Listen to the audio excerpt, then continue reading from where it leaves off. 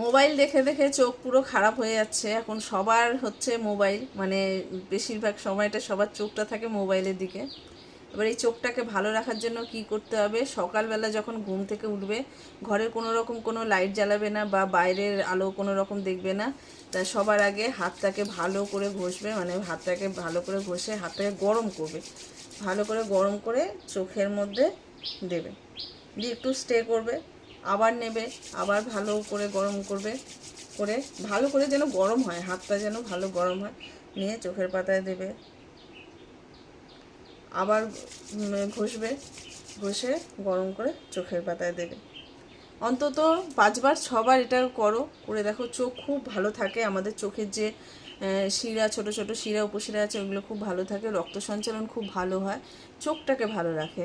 আর সব থেকে বড় জিনিস হচ্ছে রাত্রেবেলা মোবাইল দেখলে ঘরের একটা লাইট জ্বালিয়ে রেখে মোবাইল দেখাটা খুব ভালো, মানে তাহলে চোখটা তাড়াতাড়ি নষ্ট হবে না। চোখ নষ্ট হবে কিন্তু তাড়াতাড়ি হবে না, কারণ আমরা যে পরিমাণে মোবাইল দেখছি সবারই চোখের একটা সমস্যা চলে আসবে বা আসছে এরকম।